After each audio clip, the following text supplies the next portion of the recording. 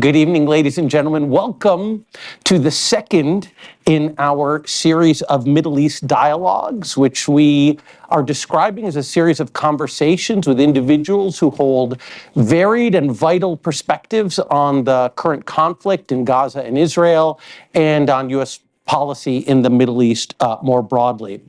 And we have with us today a really extraordinary guest, and that is Mr. Matt Duss, who is the Executive Vice President of the Center for International Policy. Matt Duss is really one of the foremost progressive voices on U.S. foreign policy. He's been working in this area for a number of years. He was from 2017 to 2022 the foreign policy advisor to Senator Bernie Sanders. From 2014 to 2017, he was the president of the Foundation for Middle East Policy. Middle East Peace, rather, and he is just really one of the most thoughtful, eloquent, progressive voices on U.S. foreign policy generally. He's also somebody who I share a slight connection with. I wish I shared more of a connection with, in that he was actually a student of a scholar that I admired and knew a little bit, the great Ellis Goldberg, who passed away in 2019. I got to know Ellis towards the end of his life. He was a professor at the University of Washington, and he was a scholar of incredible brilliance and humanity. And from my limited dealings with Matt Duss, it's clear that more than a few of the teacher's qualities have rubbed off on the student. So what we're going to do today is we'll talk for about 45 minutes. I have somebody now keeping time. And then I'm going to call on my students who have submitted some questions, and then I will open the floor to the audience, and we will hopefully be done by 6 p.m. I want to draw everybody's attention to the fact that this event is being recorded. And we may release it online. So if you ask a question, please be aware that you are consenting to having that question disseminated widely and for all time. You will be immortalized as a participant in this great historic event. So before we get started, please join me in welcoming Matt Duss. All right, Matt, thanks for being here. So I wanted to obviously start with the war in Gaza and Israel. You have labeled Hamas's terrorist attack against Israel as indefensible.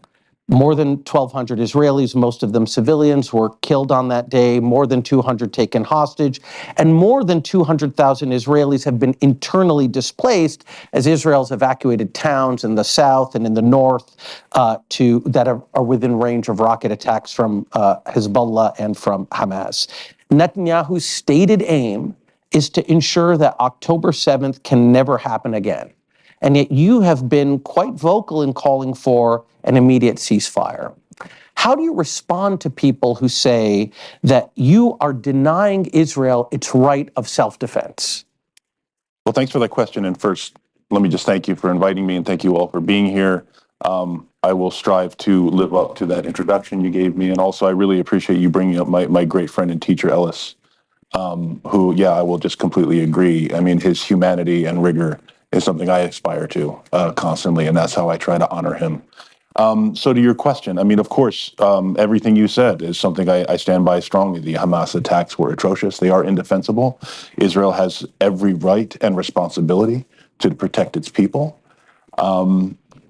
There's no question about that. The way that they protect its people, the tools they use, the techniques, the policies and procedures, and the tactics matter. This is something we even hear from President Biden. Israel has a right to protect its people, as does every country. It does not have the right to determine, by itself what is appropriate and inappropriate. There is such a thing as international law, international humanitarian law, that sets out a set of standards for the protection of civilians about proportionality. And I think it's very clear that Israel has, in this conflict and in previous conflicts, and frankly, throughout the process of the occupation, violated a whole set of those standards. So that's my brief response. So let's just pull on a few of these. I mean, 30,000 Gazans have been killed, half women and children, but somebody, a defender of Netanyahu's policy would say That's not Israel's fault, that's Hamas's fault. Hamas uses citizens as human shields. And Israel actually does take measures to try to warn people to evacuate places that Israel is about to bomb. But frankly, even if they didn't take those measures, what do you want them to do? The enemy is hiding among civilians. So should Israel not respond at all? Right. No, again, I think that's kind of a false, choice there. I mean, it is quite true that Hamas's tactics make it difficult for Israel. Hamas did not invent guerrilla warfare. I mean, terrorists or guerrillas or whatever term one wants to use, resistance fighters have hidden among civilians as long as there were guerrilla resistance fighters, including, the Zionist terrorist groups who played a part in the formation of Israel. That's, again, not to say that it's simple. Going back to your earlier question, though, about, Netanyahu's goal, wanting to make sure that Israel never faces another attack like October 7 and it does not emanate from Gaza, that is a legitimate goal. But I would add that Netanyahu has stated another goal, which is the eradication of Hamas. I mean, there is no one, and this includes most serious Israeli security analysts, who believe that that is a realistic goal. You will not eradicate Hamas. You will diminish them. You will weaken them.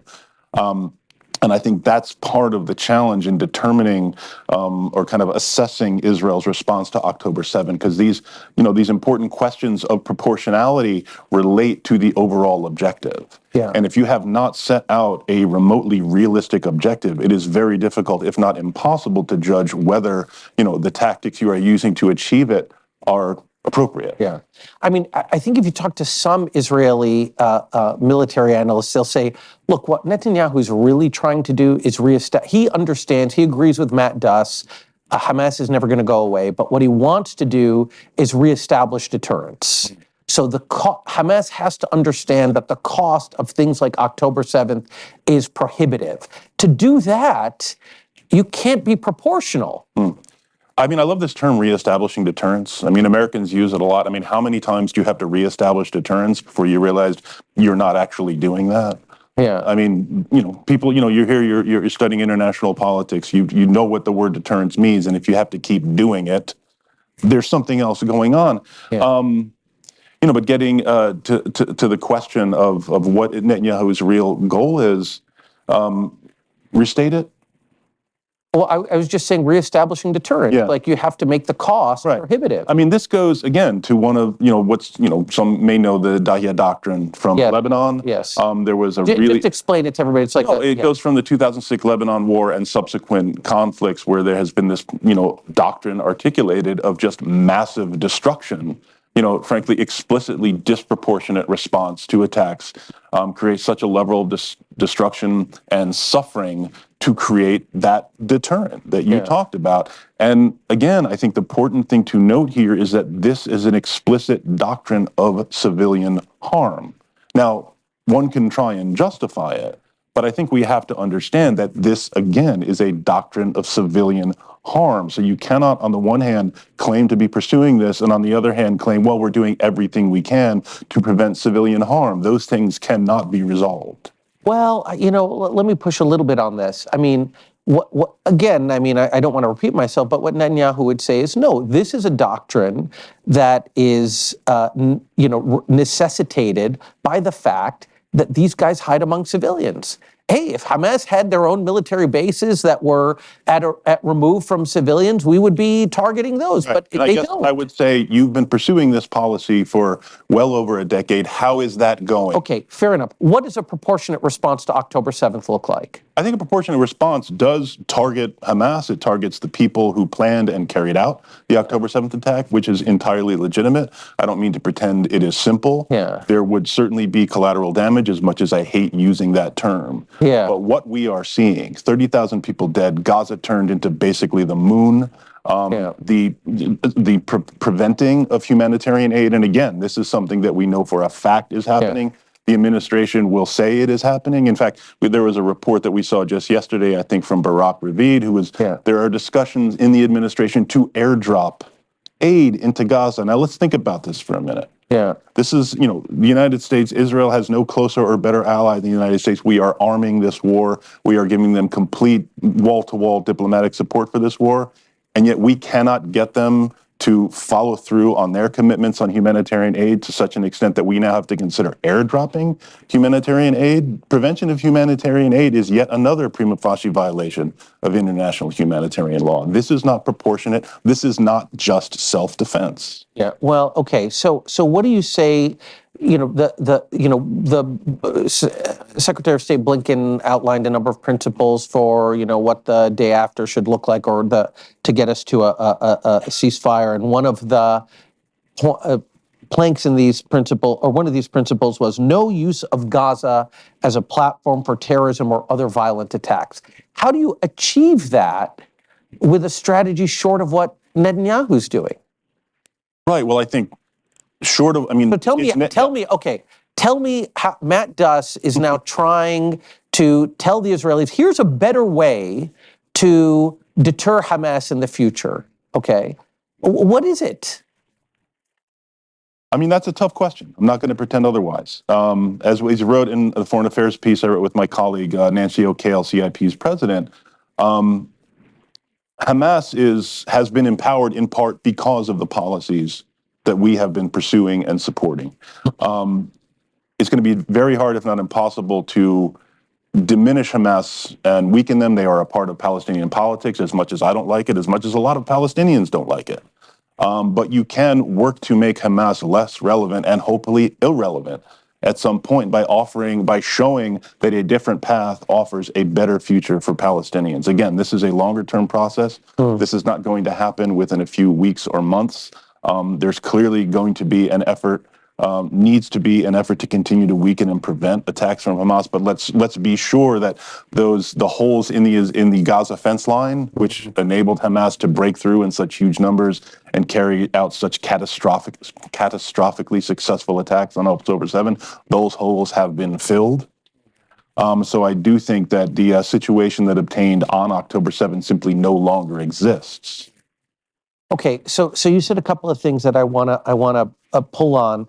The first is you made a point that I just wanna get you to articulate a little bit more fully, where you said Hamas was empowered by policies we have been pursuing. What are you referring to? Yeah, well, I mean, you go back to a statement from Netanyahu himself. He was quoted in a kind of Likud party meeting a few months before October 7, I think, where he said explicitly, transferring money to Hamas, I mean, literally delivering suitcases of cash to Hamas in Gaza to sustain them is important to serve our goal of preventing a Palestinian state, of keeping Hamas in control in Gaza, divided from Fatah in the West Bank, because ultimately that is his goal. So Matt Duss is, before October 7th, when we're talking about funding the government of Gaza so that it can provide basic services using, Qatari money, Matt Duss would have said no. Starve them of resources? Absolutely not. I would have said, and I can point to something that I worked on with Senator Sanders, a letter in May 2018 that he and 13 other U.S. senators sent to the Trump administration. I'm not going to say they listened, but this letter was sent. And this cited UN humanitarian experts, it cited Israeli humanitarian and security experts, it cited Israeli military officials who said, if we do not address this crisis in Gaza very soon, it could blow up into, quote, all-out war. That was May 2018. That is what happened. The situation was, Gaza, the UN said that Gaza would be unlivable by 2020. They said this in about 2016 or 2017. What I am saying is Matt Duss would have addressed this problem before it resulted in October 7th. So what was the problem? So I could imagine, again, a supporter of the current Israeli government saying, you are misdiagnosing. Absolutely, Gaza was unlivable.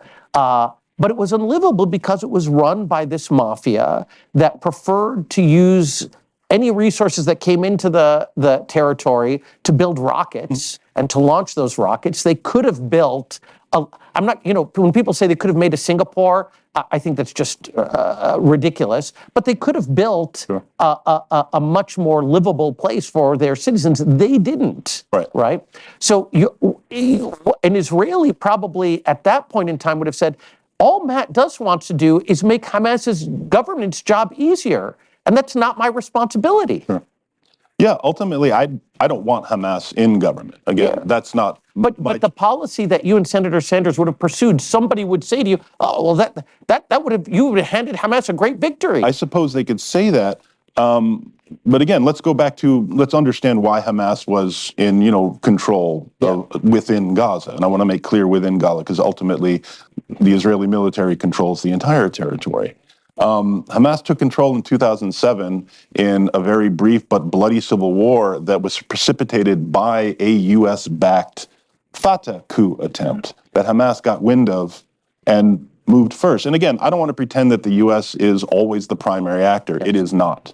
Hamas has its own choices to make. Fatah has its own choices to make. The Israelis and many others have their own choices to make. So I certainly do not absolve Hamas of its own choices. Listen, I've been to Gaza. Okay, I've seen the villas that these Hamas goons build for themselves on the beach while their people are suffering. It is atrocious. I do not absolve them of this. But I do think that there were steps the United States could have taken that were different, that would create a different process, a different incentive structure than what we had. So because that gets into this question about the nature of Hamas. Yeah. And so there are some who say, look, read the Hamas Charter of 1988. They want, to bring about the end of the state of Israel, and they look forward to an end of times war in which trees and rocks will say, Muslim, come, there is a Jew behind me, come and kill him. So that some people say the nature of this organization was always completely rejectionist. And what you're kind of saying, and I don't want to put words in your mouth, so don't hesitate to smack me down, but it almost feels like you're saying if we had treated Hamas a little bit differently, like when they got elected in 2005, if we had, instead of cutting all aid, if we had worked with them, they would have evolved into, nice, happy mayors as opposed to bloodthirsty religious terrorists. No, I'm not saying that, and I don't want this to be just a debate about Hamas. But I agree it is important. Now, I think there were different choices that Hamas was prepared to make at various times. I think, the leadership of Sinwar in particular is very important here. With regard to the Hamas Charter, again, it's awful. It's a ridiculous, offensive, anti-Semitic document. There is no question about that. Again, in some of the conversation I had with especially younger, Hamas activists when I was there, they have never read the document. Again, not a defense. It's an atrocious document. I mean, these guys wanted a job. Hamas is the only game in town. When I talk to them about that document, they're like, you don't support that. I mean, we just want a situation that's livable. Okay, so again, there are some of these Hamas ideologues that fully believe that. There's no question. I would encourage people to look at the Likud Charter. I mean, the Likud Charter denies the right of the Palestinians to state. It claims that there should be one land for the Jews only between the river and the sea.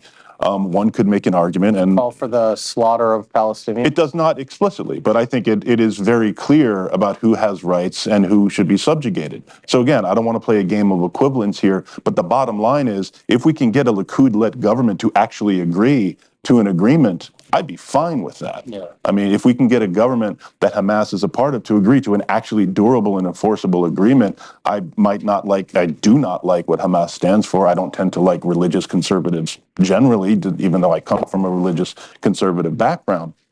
But going back to what you talked about, the 2005 election, I do think that was an opportunity. And again, let's remember the Bush administration called for these elections. Some people warned them, but George W. Bush, I do not give him credit for a lot, but something I do give him credit for is saying, okay, listen, he actually wanted to promote democracy in the region. He was like, okay, let's have elections to generate a real democratically legitimate Palestinian leadership. Hamas won, and he was like, oh, we don't accept it. I think that was a huge mistake. I think they could have, and again, this is not to insist or say that I know for a fact that this would have moderated Hamas, but I'm saying Hamas participated in those elections which happened under the auspices of Oslo, right? Yeah. Which was in itself a kind of implicit acceptance of the Oslo principles. I think the smart move would have been to kind of take that yes for an answer and continue to pull on it. We'll never know. Yeah. Okay. I like you, I don't want to turn this all into a debate about Hamas. So, when thinking about the situation we're in now, let's imagine Matt Duss gets elected president by some series of strange constitutional anomalies, and you get to use your muscle. We have an immediate ceasefire. Then what do we do? Well, if we have an immediate ceasefire, I mean, there's the question of, reconstruction of Gaza. Yeah, who's going to run it? Who's going to run it? There are a few options, none of them easy, none of them great. I mean, the Israelis are going to they are insisting that they need a continuing presence. Mm-hmm. That's a problem, obviously, for the Palestinians. There's the possibility of bringing the Palestinian Authority back in, also extremely problematic, not only because the PA is, ineffective and corrupt, but why would they want to take this responsibility when they're seen as having come on the back of Israeli tanks, so to speak? I think there's the possibility of a kind of international trusteeship. My friend Harry Rees, who's at Columbia Law School, wrote an interesting piece for, I think, just the website Just Security, if I'm not mistaken, or Lawfare, one of those two, about this possibility, the history of the idea of trusteeship and the possibility of a multinational force. And again, Israel, given the experience with UNIFIL, is not super crazy about that idea, but that is a possibility. But I do think whatever kind of solution we arrive at, what is going to make it effective at all is showing that the international community, which basically means the U.S. leading the international community, is showing that we are committed to following through on the promise, finally, of Palestinian liberation. Yeah. So that brings me to the next question I wanted to ask you, which is to sort of zoom out from the current crisis and really ask about the ultimate resolution of this grim struggle between Palestinians and Israelis. And, you just alluded to it now when you talked about the prospect of Palestinian liberation. So Foreign Affairs just did a symposium on the two-state solution, and they asked people, great experts, I was not among them, is the two-state solution now, after October 7th and its grim aftermath, is the two-state solution dead? And you were properly, I would say, one of the experts that they consulted, and you said, focusing on the two-state solution is a distraction. It's a way of avoiding looking at the undemocratic and unequal one-state reality that exists now. You said, it could still be viable, but for it to be viable, the U.S. president has to decide to uphold international law, support consequences for those who violate it, etc. But you said the most important thing is to focus on ending the Israeli occupation and system of violence against Palestinians that it facilitates and help create conditions for Jewish and Palestinian coexistence on the basis of political equality in whatever arrangements they choose. So let's talk Turkey, or as they would say in Hebrew, let's talk tachlis. So what does this look like? I mean, it felt almost utopian to be talking about Israelis and Palestinians after October 7th, to be coming together to arrive at a new set of arrangements that would recognize their equal rights. So a couple of weeks ago, we had Jared Kushner here, and Jared Kushner talked about this map that he drew for Mahmoud Abbas. Okay, so we give you the pen, and we say, draw the map. Tell me what the arrangements are. What does it look like? I don't feel like we need to draw a new map. I mean, there is a map. It's a Palestinian state on the 67 lines. Is that the end of the story? No. But I think it's important to understand that is a state that's recognized by a majority of the UN member states in the world. More member states actually than recognize the state of Israel. How much is that worth? I don't know, but it is worth noting. But my answer there, and I meant it. I mean, one could say it was a dodge, but again, I think the question has become a distraction. People say they support a two-state solution because they just, someday this is what we want. So let's kind of worry about that instead of worrying about what's happening now. It's just an easy out. And I thought that was important to note because I think that's the function it plays in Washington foreign policy circles. You can see this with the Biden administration. We need to get back to a two-state solution. Meanwhile, I'm not going to really do anything about what's happening right now. But if it's utopian to believe that these two peoples can come to an agreement, I'm guilty as charged. Because my belief about this, despite what you'll often hear from kind of to-be historians, is like, well, these are ancient conflicts going back many hundreds and thousands of years.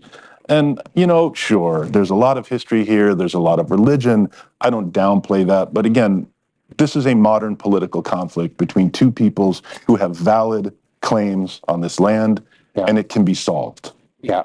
With some kind of political partition, or are you more open to the idea of one democratic state for two peoples? I mean, I think there have been so many tracks laid down around the two-state solution that it's hard to turn that ship. At the same time, the reality on the ground is what it is. You've got over 600,000 settlers in East Jerusalem and the West Bank.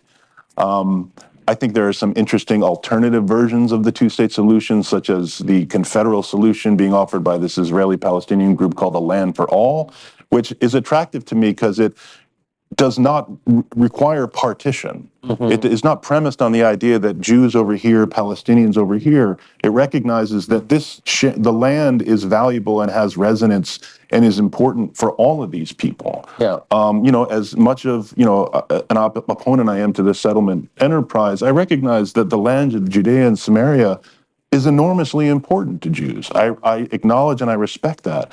I'm also not a huge fan of expelling families. That is what we are talking about if we are talking about moving 600,000 settlers from the West Bank back into pre-67 Israel. Again, not a fan of how they got there, but the bottom line is these are families and communities that have been there for many years. Expulsion is ugly, no matter how you look at it. And what I like about the Land for All is that they can remain there. They will vote as citizens of the state of Israel, live in the state of Palestine as protected citizens. And the Palestinian refugees who return from Lebanon or wherever can live in the communities they were expelled from as voting citizens of the state of Palestine. Again, not a quick and simple solution, but I think there's a lot to commend it. Yeah, so that plan involves a kind of right of return for Palestinians to what would be called Israel proper, but they would not hold Israeli citizenship. Correct. Interesting. So that gets around some of the demographic issue. Yeah. That's interesting. Well, okay. So it doesn't get around though the problem or the concern that these are two peoples who at this point in time have developed so much hatred and suspicion of each other. One of the saddest things that, the two saddest scenes that I have observed in the war in Israel and Gaza. The first was seeing some of the Hamas fighters come back to Gaza with hostages and just seeing the average citizens kind of celebrating this, and that was really hard to watch. Equally hard for me to watch was Israeli citizens putting out deck chairs and watching the explosions in Gaza, and that spoke to me of two people who I can't imagine dehumanized each other. Right, and so I can't imagine a time, at least I can't imagine a solution of the kind you're describing where they're still living cheek by jowl with each other, at least in our lifetimes. Yeah, I can't disagree. I mean, the trauma of, these images, these realities, these attacks, this violence. I mean, even before October 7th, this was going to be difficult. This would be a generational healing process. It is, that timeline has been extended considerably by October 7th and by the war in the aftermath of October 7th. But what is the option? Yeah. I mean, the other thing is just, and again, I really want you to be right about this, but you've said that recognizing the Palestinians' legitimate right to statehood, which, by the way, is something I absolutely believe in, is going to basically make Hamas irrelevant. It will drain the swamp of, the raw materials that lead to support for Hamas. And I just wonder, how do you know that? Yeah. That seems like a huge risk to ask an Israeli to take. No, it is a huge risk. And again, there's going to be serious security measures continuing into the future around that. But and I don't want to be, simple-minded about this, but it will take time. Yeah. But ultimately, you can look at examples like Ireland or elsewhere, you dealt with this because you showed people that there was an alternative and that was producing something for them. Yeah. Right? I think what the challenge of the so-called peace process or whatever is that the international community basically made a promise to the Palestinians: end violence, end terrorism, commit to nonviolence and a democratic process, and you'll have self-determination. We have shown them that that is not true. That has been basically a recruiting program for Hamas. They're saying everything they told you, everything Fatah told you about committing to this process has been a lie. It wasn't a lie. It was true. And then every time the Palestinians were offered a deal, they turned it down.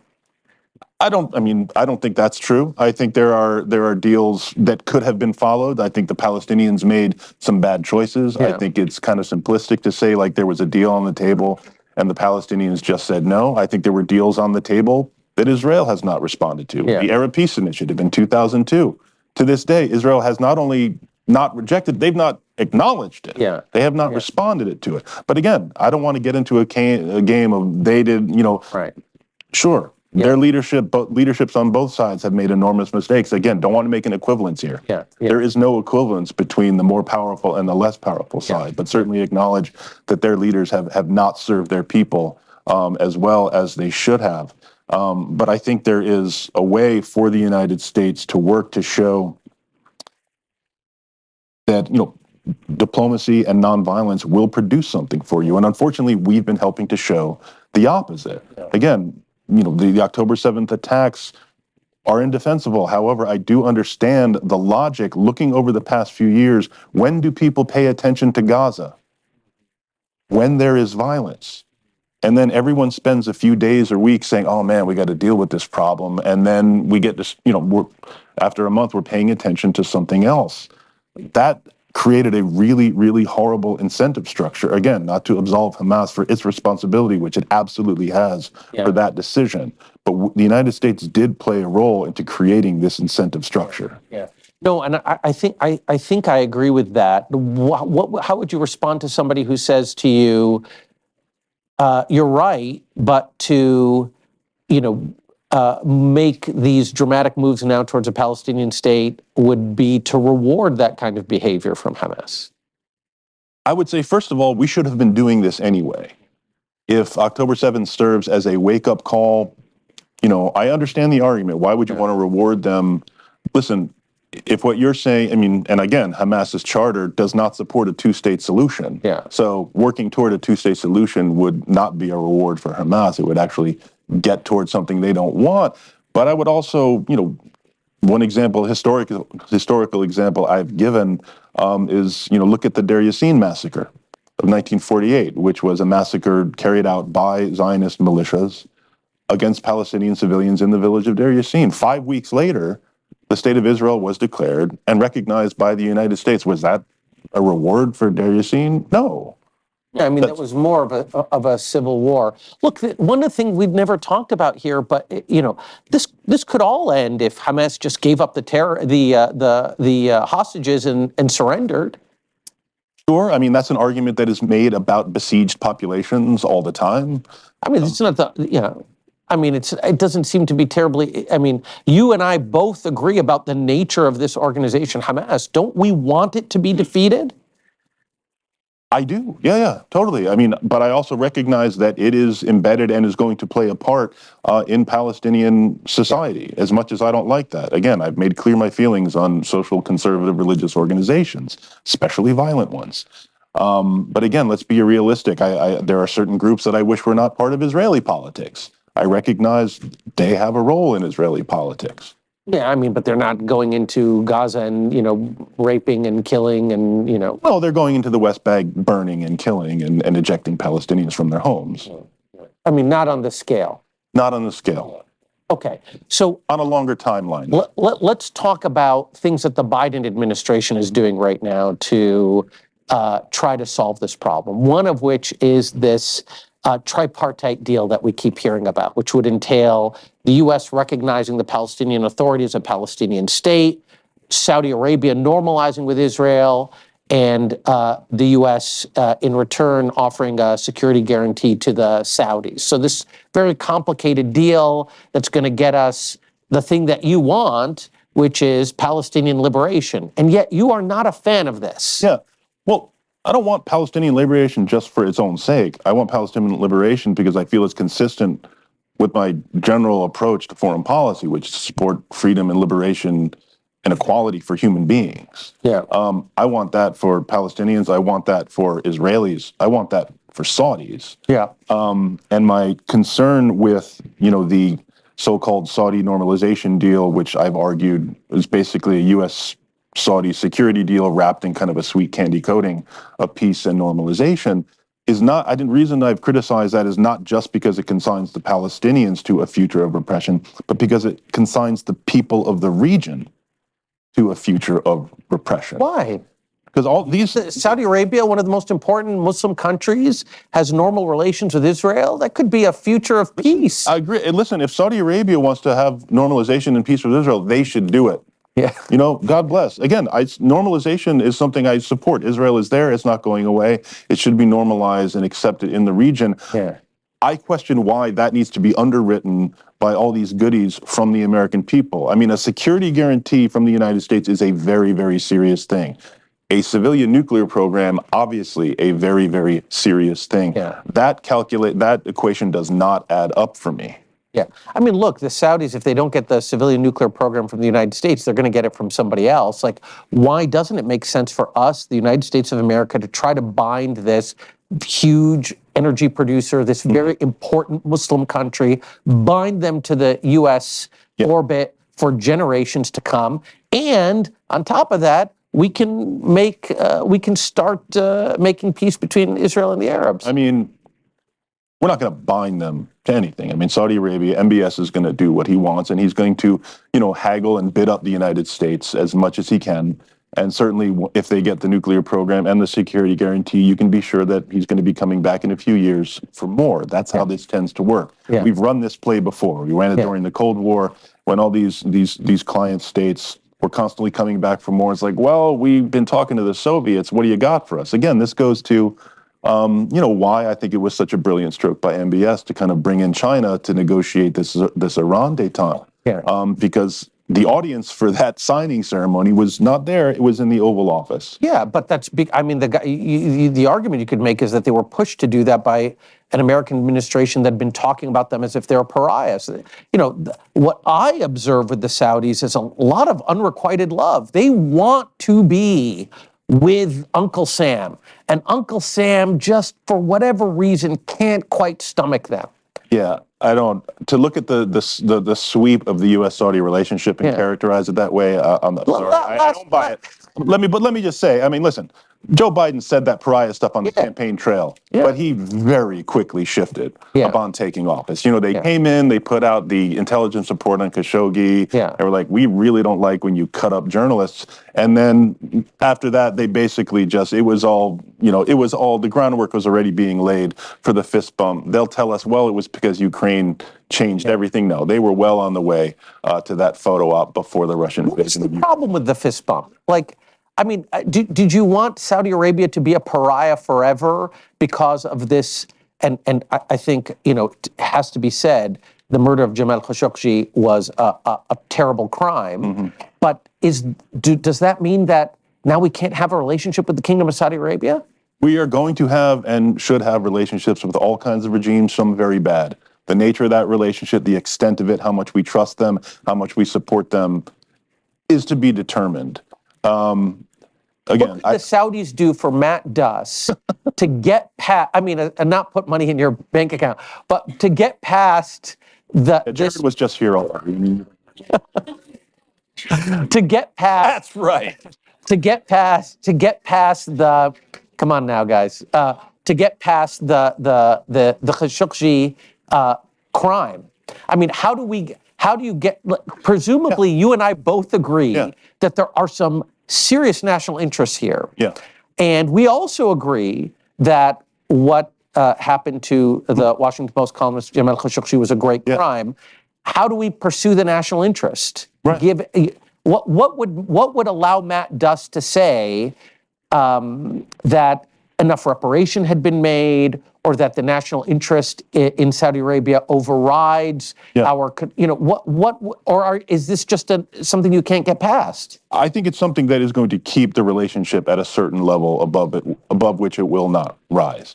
I mean, again, let's remember. So to fix it, it would have to be MBS would have to leave or get put in jail or something. Listen, I mean, the people who committed the murder are in jail. Are they? Yeah, I mean, that's what the Saudis say, at least. Is it? That's what they say? I mean, you are wise to be skeptical, but I'm just saying that even their official, their official rhetoric has been to recognize that this was a crime and that people who committed the crime should be punished. Okay. I mean, I think there is a period of time at least before you go for a fist bump. Yeah, but it's like 4 years. No, it wasn't. I mean, this happened the second year. I mean, well, but the murder of Jamal Khashoggi, am I wrong that it was October? Okay, 2018. 2018, yeah. Again, it was less than 2 years into Biden's administration. And there was certainly no. We're less than 2 years into Biden, so it's Right. 4 years. I mean, Again, but my answer to your is that not a decent interval, or no? I really, and again, it's not. What is a decent interval? Khashoggi. It's harassment of Saudi students in the United States. It's harassment of activists around the world. Certainly, their own internal repression. There's a bill of complaints, and again, this is something the United States has overlooked for a long time. Yeah. And your question about MBS, listen, again, if there's something we've learned over the past 20 plus years, the United States has neither the ability nor the right to reach into other countries and tell them who their leaders are. We need to deal with countries as they are. There are tools that we have to express our displeasure and our support for certain currents versus others. Yeah. In a situation like Saudi Arabia, obviously it's tough. This guy is going to be around for a long, long time. Yeah. But I think there is, again, if we are serious about human rights, if we are serious about upholding international law, we have to make clear to them and to every country and leader around the world that if you want a strong and deep relationship with the United States, there are certain things that are going to make that better, and they're going to keep it bad. Yeah, and this is a place that I see, liberalizing with respect to women. It's a place that I see opening up to the world. It's a place where I see personal liberties going from less than zero to maybe not where we are in the United States or in the West, but certainly an appreciable improvement. Why isn't that something that we should be embracing and encouraging and again, trying to bind this country closer to Sure. us? I mean, and MBS is certainly not the first revolutionary modernizing autocrat that we've seen on the world. We've seen how that has gone eventually. This often does not work out great. But yeah, we should acknowledge it. We should applaud the good steps when they happen. But again, part of the concern here is, and again, I don't want to let the perfect be the enemy of the good, even though I'm not crazy about that saying, but this is all continues to be centralized. These reforms are centralized in one person. Yeah. So any agreement we have with the Saudi government is an agreement with one person, and we should always understand that. And the problem with that is that they're inherently unreliable. What's the? Yes. Yeah. Okay. So you are appropriately, I think, tough and on Saudi Arabia, skeptical of the government, and I'm trying to push you on what would be trust-building measures that the Saudis could undertake, and it sounds like you're saying change your entire system of government, which feels unrealistic. But there's another country in the region that, an uncharitable reader could say that you're actually quite soft on comparatively. So we've got Saudi Arabia liberalizing autocracy, trying to become more Western, trying to come closer to us. And then we've got this other country, Iran, which I think is a great mischief maker in the region, the supporter of regimes like the Assad regime that is the most avid slaughterer of Sunni Muslims, Arab Muslims on the planet. And it feels like you have a more open attitude towards Iran, that you've talked about an Iran hysteria industry. You've said the Saudis and the Israelis, when they say that they are being besieged by Iran, they're not recognizing that Iran's defense budget is a tiny, tiny, tiny fraction of their defense budget. And it's almost as if you think that they are overplaying the threat of the mullahs. And I haven't even gotten into the fact the mullahs' domestic behavior. That, you criticized some things that you observe in Saudi Arabia. The Iranian regime is guilty of those things times 10. Yeah. I don't know if times 10, but I will thank you for calling that uncharitable. In terms of my own view, listen, I've been very critical and will continue to be of Iran's behavior. I think there are steps we are taking, sanctions on Iranian individuals, on the Iranian government for their human rights abuses that are absolutely appropriate. Yeah.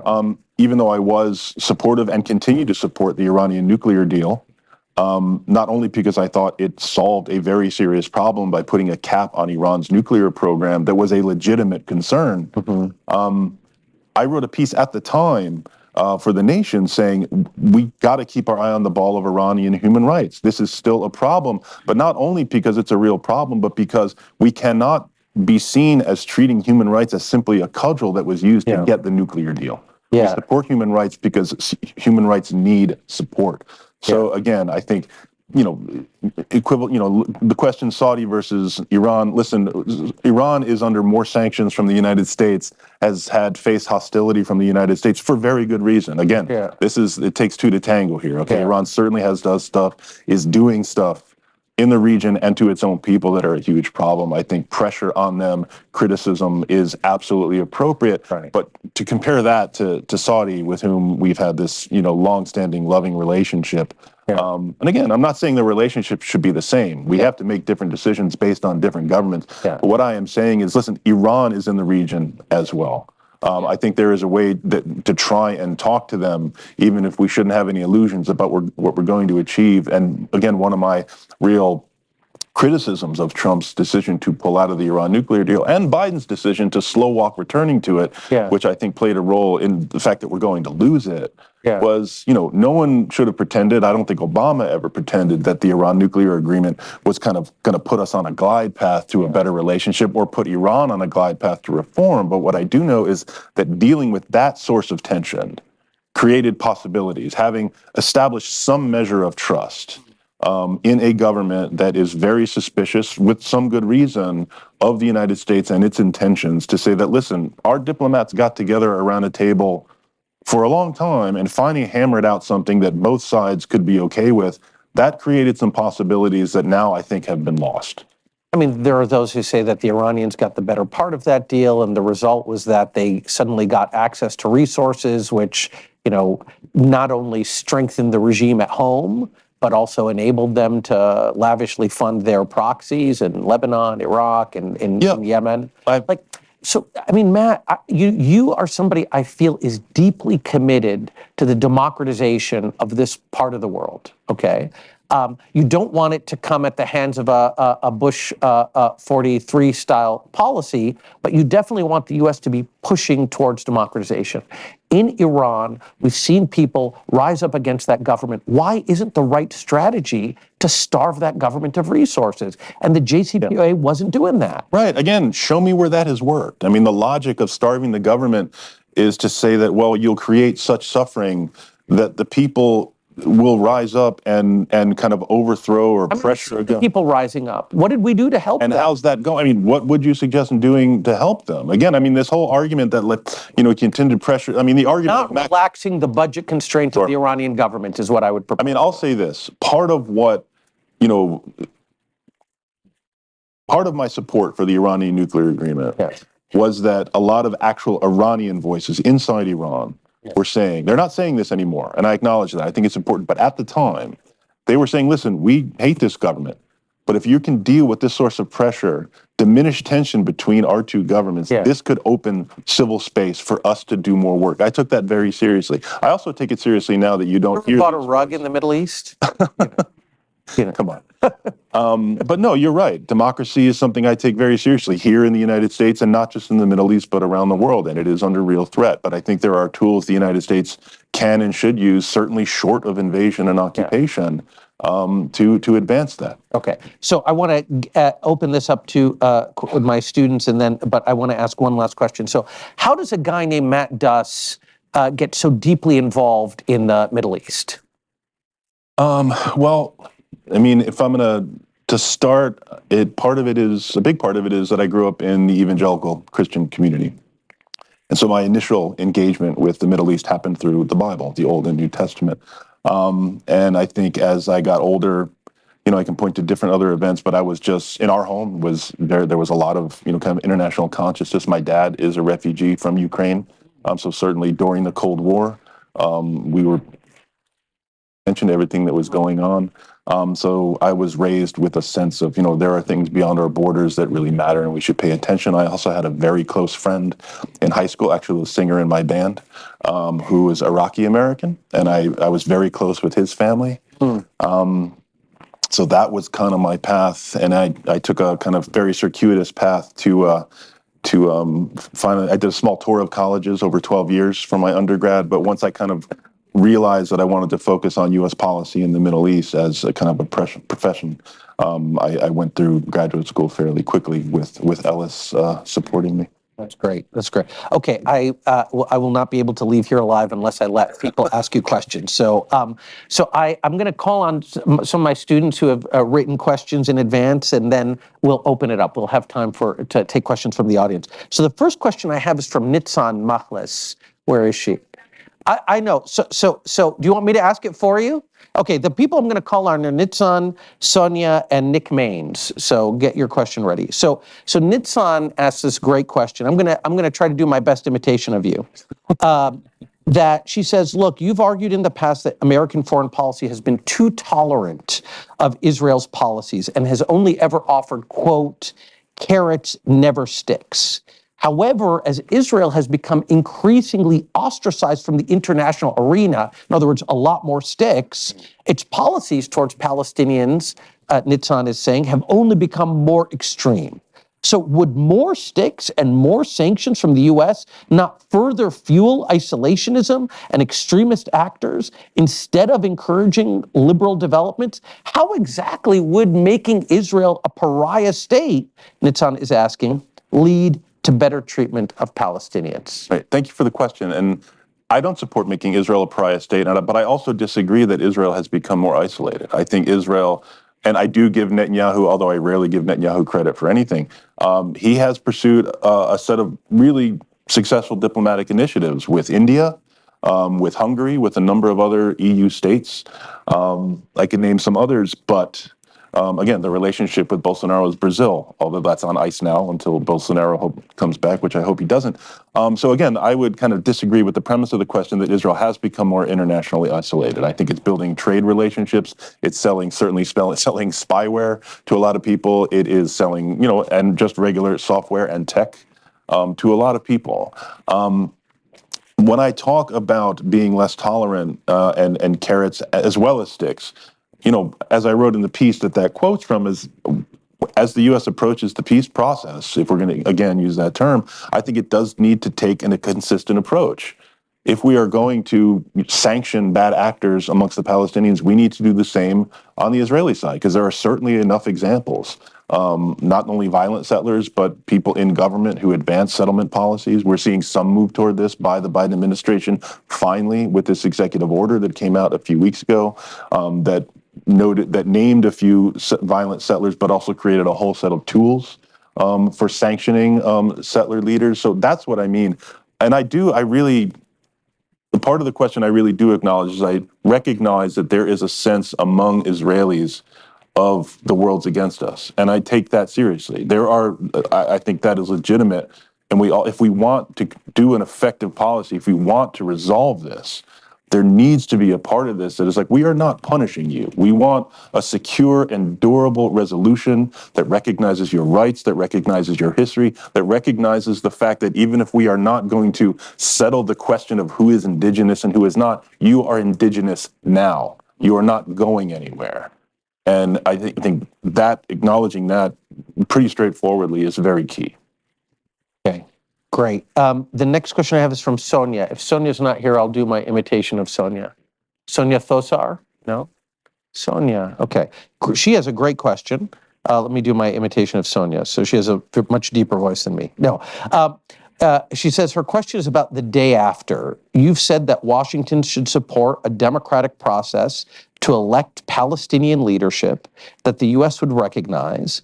And you also mentioned that the U.S. has neither the right nor the ability to decide who leads the Palestinian people. What if, through such a process, Hamas or another extremist group is democratically elected into power? How should the U.S. and the global community respond? Right. I mean, I think that gets to a really key question of, if we are going to get to a point where we can resolve this, We need to have a Palestinian leadership with the legitimacy and the support of the Palestinian national movement, not just within Palestine, but around the world, to make those commitments in that agreement. We do not have that right now.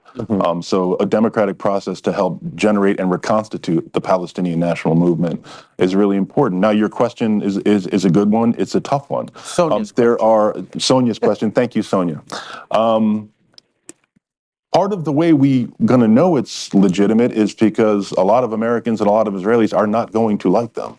Yeah. You know, there are certain people we could name. Again, the name Marwan Barghouti is often thrown out. It seems like every few years we have a conversation about Marwan Barghouti. But again, he's someone who is pretty politically popular. He's someone who is certainly implicated in terrorist attacks. But again, as a political leader, he is someone who has credibility with a lot of the factions and a lot of Palestinians in general. But again, there are going to be people on the Israeli side who we don't like. There are right now. There are going to be people like that on the Palestinian side.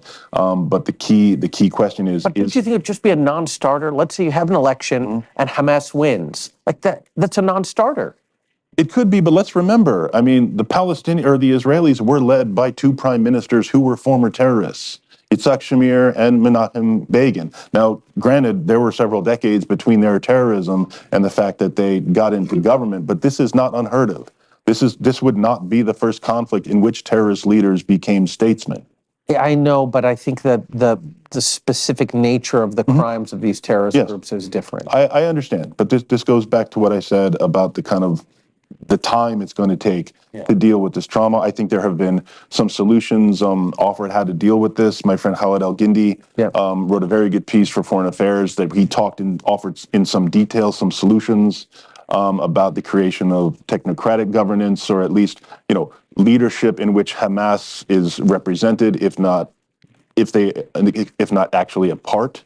So again, I think there are ways around this. Okay, last question from the students, and then we'll open it up to everybody, is from Nick Maines. How you doing? Thank you for coming. I'm just going to read it. From your perspective, how have recent shifts in global power dynamics, including the rise of China and Russia's assertive foreign policy, impacted the Middle East strategic landscape? And then I have a second part. What implications do these shifts have for U.S. policy in the region, especially in terms of alliance building and addressing conflicts? Yeah. Thank you. Yeah, thanks for the question. We can see the impact of Russia. I mean, Syria is a great example.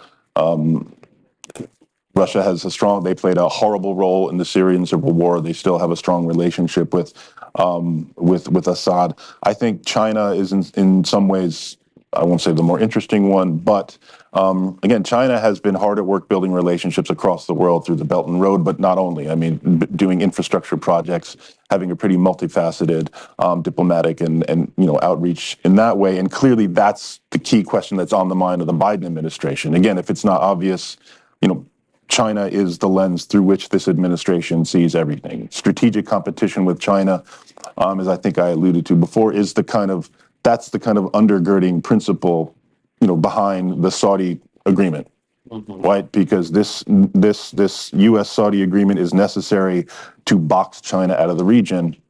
But in order to sell the U.S.-Saudi agreement, you need to wrap it in Saudi-Israel peace in order to bring enough Democrats on board. But again, the focus here is China. And I'm not saying that China's not a problem. It's not a concern. It certainly is. But again, I don't think U.S. hegemony and U.S. dominance is valuable in and of itself. My question is, what is it for?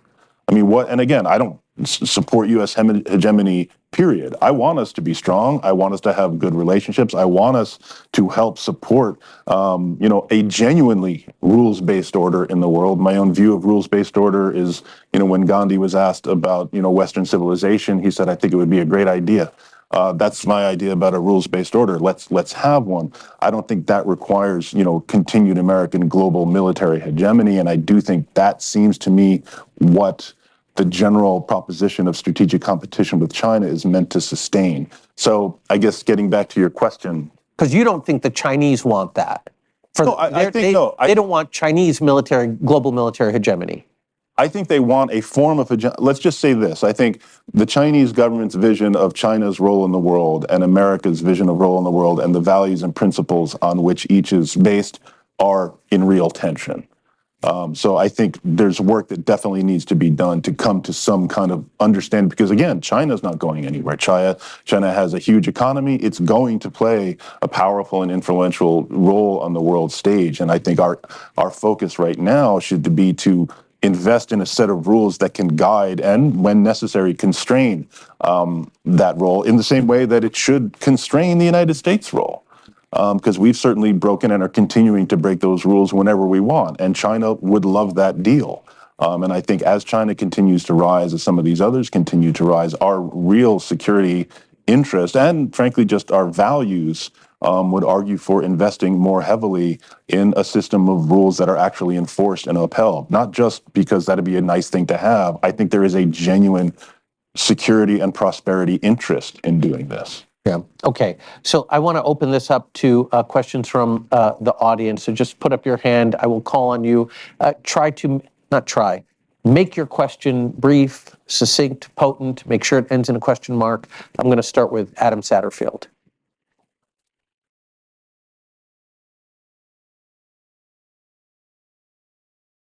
Regarding what happens after the conflict is over, God willing, when it ends. Yeah. Hamas's role in the government, considering it's a democratically elected government. Yeah. Should they be allowed to remain in power? Is there any way for Hamas to have influence in the government? And if not, who gets to decide who will govern Palestinian people? Right. Again, there's the short term, which we talked about, the idea, different ideas of trusteeship or multinational force. I think once we're getting into the Palestinians governing themselves, again, I think we have to be ready for Hamas to continue to exist. I don't think they should be in government. I think there's a way to have a government, and again, this goes back to the piece I mentioned from Khalid El-Gindi, where you have a government that Hamas is okay with, and that's going to be unacceptable to some people by itself. But again, if we acknowledge that Hamas is going to continue to play a political role in Palestine, as I think we have to, it's going to have some say over that government.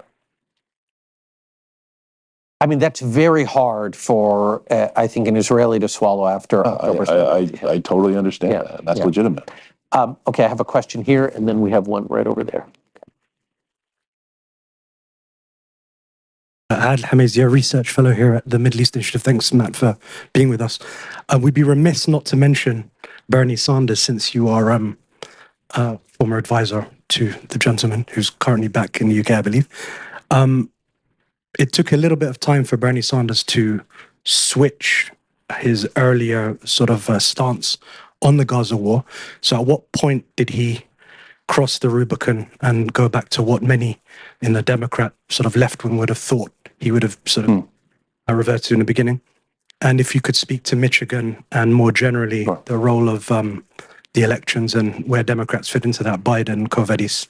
Sure. Thank you. Yeah, I mean, again, Bernie, obviously can speak well for himself, and he does on this issue a lot. I think, like many, he was shocked. He was horrified by October 7. I mean, this is, he has spoken out in support of Palestinian rights and resolving the conflict, ending the occupation. The letter I mentioned from May 2018 is a great example of that. He is someone who has been paying attention to this issue in a way that few have. But still, I think the shocking events of October 7 really, caused him to step back and say, okay, what is the right approach here? And I think he's explained himself numerous times. I mean, he is someone who believes that who has not been calling for a permanent ceasefire as many wanted him to. I recognize that. My own view was immediately calling for a permanent ceasefire on October 8th was not the right step. CIP and we and I called for that some weeks later. But I think the gravity of what we all witnessed, the horror, required a moment, at least. Now, even though he has not said the word ceasefire, or has not said it in the language that I think some of our colleagues on the left have wanted, if you look at what he has been saying in speeches, in statements, he has been very early called for stop the bombing. He has been supportive of the temporary ceasefires, the humanitarian pauses. He was one of the key people who pushed the Biden administration on that. Again, I understand and respect that was not sufficient for some, but I think he has been heavily engaged on this issue I know for a fact that he has been talking to many Palestinian analysts, leaders, Israeli analysts, and leaders to try and understand the best way forward that makes sure that this never happens again. And as I was saying, he understands clearly that the way to make sure this never happens again is to end the occupation. So again, I respect the differences of opinion and even some of the criticisms, even though I don't agree with them, that people have leveled at Bernie. I can just say, I know that on this issue, as on every issue, he's approached it with enormous humanity and enormous care. That's something I say without any doubt. Now about Michigan, I think there's no question that 100,000 uncommitted votes sends a message. This was a campaign that was set up fairly quickly and managed to produce, I think, a really important outcome.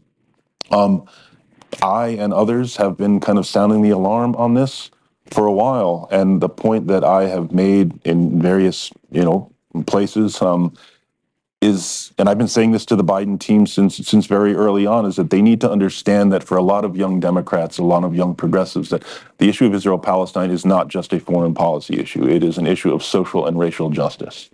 It is part of the kind of broader intersectional progressive agenda, and that it is going to resonate. On top of the fact that this catastrophic war it's very difficult. I don't need to tell you this, I'm sure. But I know that for a lot of my friends and colleagues, just the idea of voting for a president who is supporting this is very difficult. And again, no one needs to explain the stakes of another Trump presidency to Arab Americans. If there's any community that understands what that means, it is my Arab American brothers and sisters. At the same time, to see a president of their party who claims to uphold human rights, who claims to, who want equality, and who proclaims the message of social justice, to continue to support this is very, very difficult. So I hope and I expect, and I do see some signs that the Biden team is taking this seriously, because certainly there are other efforts in other primary states. Because again, the 100,000 votes, it's not just the votes, and this is, I think, a really important point. It's not just that a lot of these people, certainly I don't think they would vote for Trump. They may not vote, but I think the key thing here is that they will not get out the vote, right? They will not do the phone banking. They will not do the door knocking. They will not do the canvassing that is necessary to maximize turnout. And I think that is something that concerns them, and that is why they should take this very seriously. So Matt, you're not saying that it's just Arab Americans. You're saying that it's actually young people. Yes. But if it's young people, so 100,000 uncommitted, what is that as a percentage of the votes? And was it like a little bit under 20%? I think is it around 13? I'm not sure the exact. So, you would have expected it to be a lot higher if it were, as you're saying, this groundswell of young people who are deeply frustrated by a violation of their core values. No, I think we've seen the groundswell on the streets. Let's acknowledge the protests we've been seeing for months are intense and they are large. And I would just say, again, 100,000 votes is not earth-shattering. I do think it's a big deal, but it is yet another data point. Yeah. And obviously doesn't take that much to swing an election in Michigan. Right. Before we go to the question over here, I just wanted to, one thing that I really, you just mentioned now that early on you did not call for an immediate ceasefire, in part because of the enormity of what had happened. You had an interview, I can't remember where this was, but you said something I appreciated enormously when somebody asked you about, progressives who expressed exhilaration and approval of what happened on October 7th. You said, I wish they would not call themselves progressives anymore, which I thought was a very important and powerful statement. But why is it the case that so many progressives, I think, are not really willing to confront the full scale of what Hamas did? One frustration that I always also have is, with many people, in living in the Arab world, whether that's in the Palestinian territories or elsewhere, there's a kind of refusal to grapple with what happened. Yeah. Why is that? It is hard to confront and criticize your own community. I think for a lot of progressives, and I am one, I am on the left. But again, I think I want to build a responsible and effective left, just from a pragmatic standpoint. Also, it's a moral issue for me. When I have zero sympathy, I will not defend. What happened on October 7th. There is no theory of self-defense, anti-colonialism, whatever term you want to use, that justified what happened, and I reject that, and I mean that. Anyone who wants to defend that, please do not call yourself a progressive. But again, from just a pragmatic standpoint, I want a left that can really fight and get political power. And so even putting aside the moral and ethical piece of it, I know that having those people on the left hurts us. Okay, we have a question over here. Hello.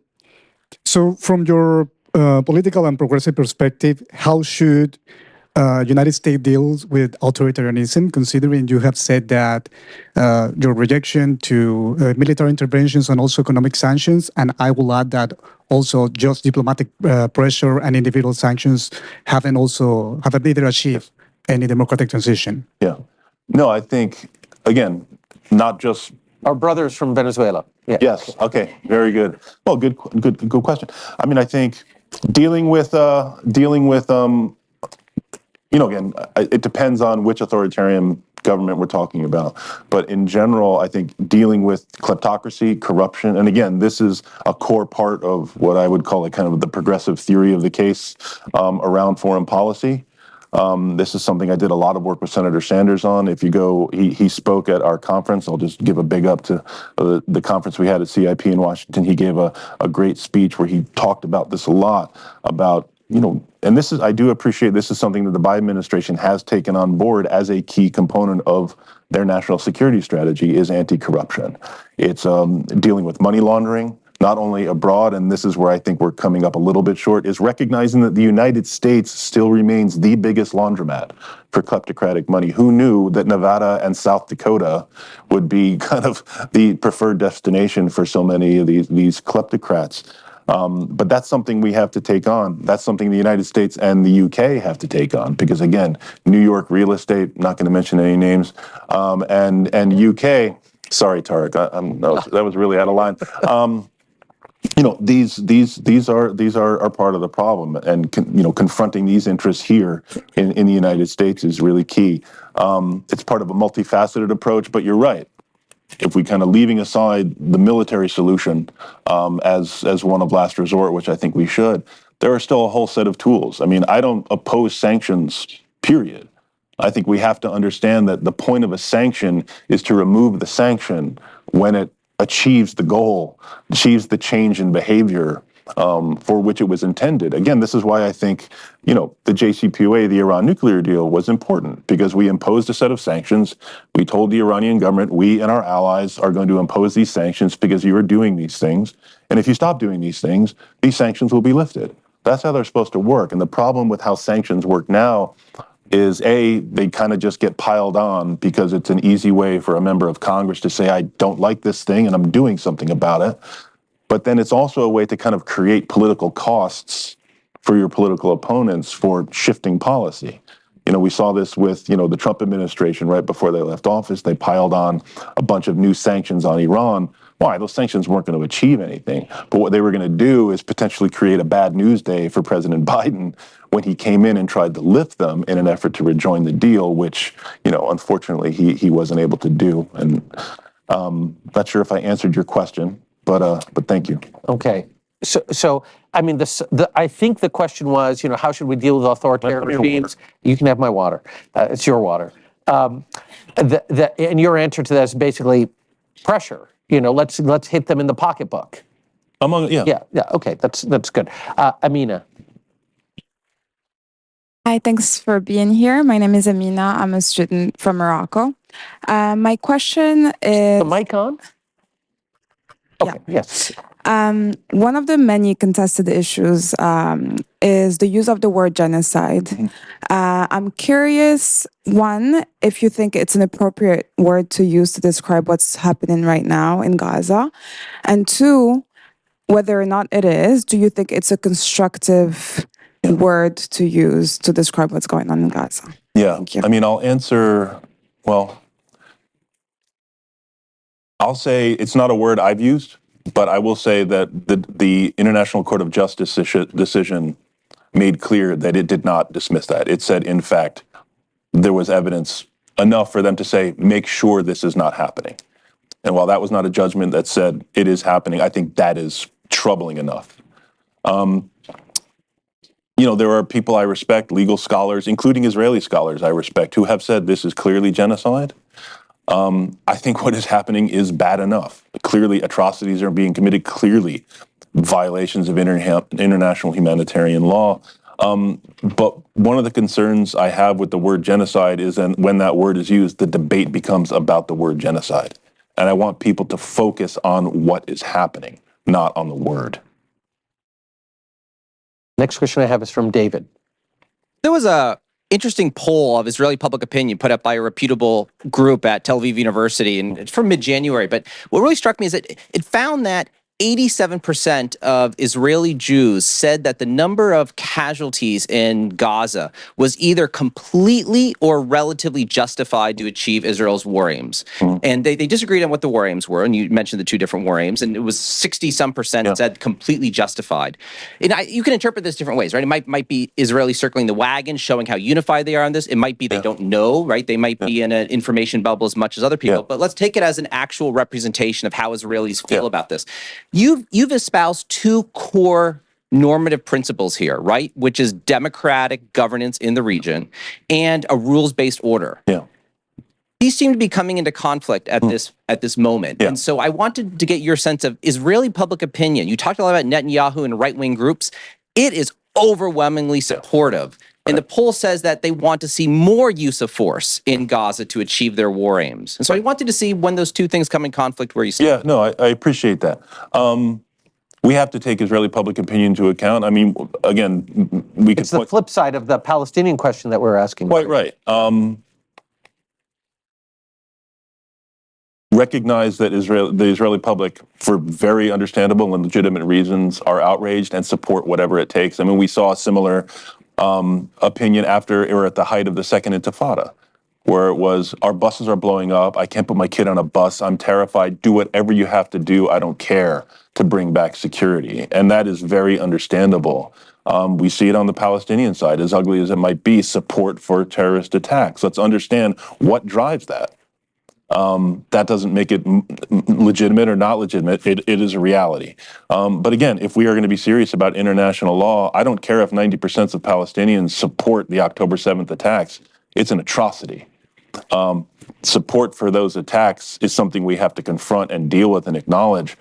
And, 80% of Israeli public support for, the assault on Gaza is, again, something we have to acknowledge. But that doesn't necessarily make it legitimate if we are going to take international law seriously. I have a question here. Yes, hello. I am Serhat. I'm a medical doctor from Belgium, and I worked in the West Bank before. Thank you for being here. My question is, after the U.S. embassy's relocation to Jerusalem, the recognition of the Golan Heights as part of Israel, and the full support for Israel, despite more than 30,000 lives, what's the U.S. position and credibility on this matter after, negotiation and after this issue? Yeah. Thank you. No, it's a good question. I think U.S. credibility and certainly our proclamations about the rules-based order and international law have taken an enormous hit. And I've actually written a piece about comparing Ukraine and Gaza because, again, as someone who I think the way that the Biden administration has handled the Russian invasion of Ukraine, all things considered, has been pretty good. It espoused a set of principles. It rallied allies. It's not sending U.S. troops. It's supporting Ukraine's right to defend itself. Some would argue that Biden's not doing enough. I argue that Biden is actually behaving in a way consistent with a kind of restraint-oriented foreign policy and producing an effective outcome, but he's doing it based on a set of really important principles. And the response to October 7 and the aftermath has shown that those principles are hollow. It has shown that the so-called rules-based order is something the United States is for its allies, different rules, for others, a different set of rules. And I think But you're analogizing Israel to Russia here? I mean, yes. I mean, Israel's operation in Gaza, even if you agree with President Biden that it's over the top, it was not an unprovoked attack. No, I agree with that. But I'm saying for the administration to come right out of the gate and say that Russia's cutting off food and water and electricity to Ukrainian civilians is unacceptable. And we have never heard them say that about Israel using that exact same tactic on Gazans, and not just post-October 7. I mean, Gaza was under various severity of blockade and siege for a very long time. But there are things that they were unequivocal about, rightly, that Russia was doing to Ukrainians, that suddenly it becomes, well, we haven't really assessed that when the whole world can see it's happening in Gaza. So again, I acknowledge the differences between these two things. But as to your question of like, what role does the U.S. have to play in the aftermath? Listen, the U.S. is Israel's most important partner. It will remain the only country that can actually give Israel the guarantees and the support that Israel will require to make any agreement if and when we finally get there. I hope when. So to that, just that alone is going to continue to make the United States relevant in this. Okay, we have a question here. My name is Jason. I'm a research assistant for Professor Graham Allison here at the Belfry Center. And I'd like to ask you about the Houthis. It seems that the three critiques that people have of the Biden administration is that it's either getting us into a broader war and escalating, or it's not going far enough, or if we focus on resolving the war in Gaza, the Houthi problem will go away. I'm wondering if you take one of those three positions or where you land in between them. Can you run through them one more time? Sure. Either that airstrikes against the Houthis are escalating tensions, or that we aren't going far enough in punishing the Houthis and Iran, or that the real focus should still be on the war in Gaza, and the key is resolving that war instead of taking any measures against the Houthis. Yeah, I mean, I think, Gaza is, the driving event here, clearly. That's not to pretend that the Houthis have hearts of gold. I mean, they've taken the opportunity here to kind of externalize some of their own domestic problems. They're, ineffective rulers. They're in their own way. So they've kind of jumped on this opportunity. I have concerns about the strategy of striking the Houthis. First, because I don't think it's legal under U.S. law. We are effectively at war with the Houthis in Yemen. Under what congressional authorization? There was actually a conversation about this in the Senate Foreign Relations Subcommittee just the other day. It's taken a long time to have that conversation, but I mean, it is real. It's also because it's not working. Getting back to this question of restoring deterrence, that's what they say. Well, listen, when you've been striking targets for weeks, you are not restoring anything. You're just in a war. So again, there's also just that practical, what they're doing is not working. So I think, but again, I think not to pretend that everything in the Middle East is somehow derivative of the Israeli-Palestinian conflict or Gaza, but I do think it is kind of a precipitating event for a lot of the unrest that we're seeing. And the last point on Iran, certainly, Iran has shown that it's shown an interesting amount of restraint, I would say. Clearly, it does not want to get drawn into something bigger.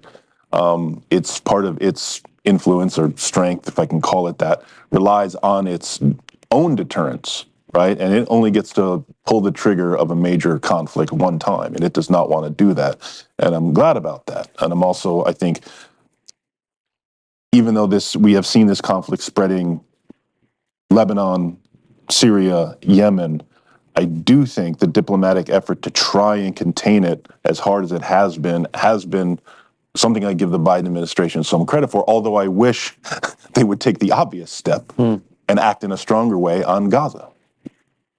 All right, we have time for one more question. So right here in the first row.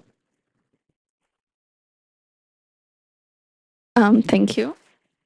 Yeah, just hold the mic to your mouth. Yeah. Okay. I'll try to make it elegant.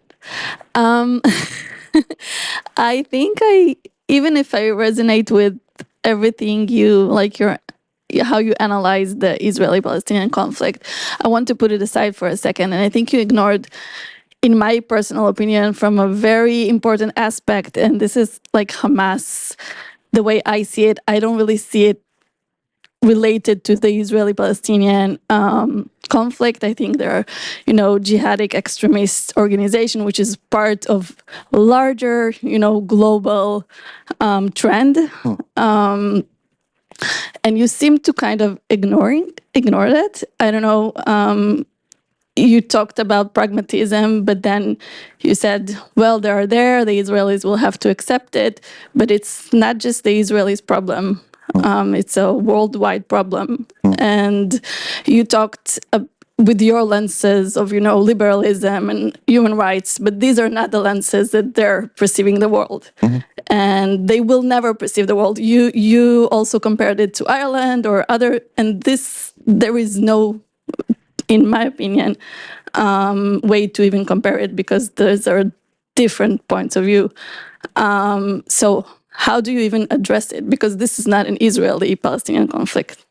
So can I maybe, because I think that's a really important question. What do you say to somebody who says, Hamas is like the Nazi Party. Maybe they don't have the Nazi Party's tools, but all you need to do is read their charter, as you said. It's their version of Mein Kampf. We see it. It's a struggle that many Arab countries are dealing with, this kind of thought. And Gaza right now is the battleground. And we're maybe on the cusp of victory against this kind of thought. Why would we stop now? Is that, maybe I'm going further than she would. Yeah. No. I appreciate but I think your question is a good one. But again, yes, if one can choose, I think, to see Hamas as part of this global trend. I mean, I think there's evidence of the Muslim Brotherhood. I agree, but that brings with it, there are differences within the Muslim Brotherhood between different factions of jihad groups. There is clearly something there. I'm not dismissing it, but also I think Hamas has made clear that there's an element of Palestinian nationalism to Hamas. I mean, that's just clear. That's part of how they have built their reputation. And also, let's recognize that this is part of why they were allowed to exist as the Palestinian Muslim Brotherhood in the first place. To your question, yeah, as I said, that was a version of hers, but anyway, yeah, okay. What's that? The question that I asked. Yeah. No, I think we kind of ran over this earlier in the conversation. I don't approve. I think their ideology is ugly. I can say that about a lot of groups around the world. What I don't want to do is kind of exceptionalize Hamas when we are talking about political groups, because I don't agree with that. Again, I'm not going to pretend that all groups are the same. Certainly, like Hamas is not the IRA or Sinn Féin. I don't want to pretend that they are equivalent, but there are similarities. We have other examples in history where we have dealt with extremist groups who have atrocious ideologies of violence and brought them to the table. Yeah. No, I think that's right. I do think that same realism and pragmatism could also be applied to Saudi Arabia. I mean, you're basically saying, let's overlook what happened on October 7th. Right. Anyways. No, that's a great, no, I actually want to answer that. But I am saying let's understand that. Let's see what we can get them to do and not do, and not out of the gate say, no, we're just not going to talk. This is unacceptable. Yeah. Okay. Fair enough. So we are actually at the end of our time, and I will just say, Matt, first of all, thank you for coming here. I think everybody in this room, even if they didn't agree with everything you said, will come away from this having realized that they were just in an encounter with formidable intellect who is assiduously applying that intellect to the cause of peace in the world. And so we are very grateful to you for coming and sharing your views with us. Thank you. Thank you. Thank you.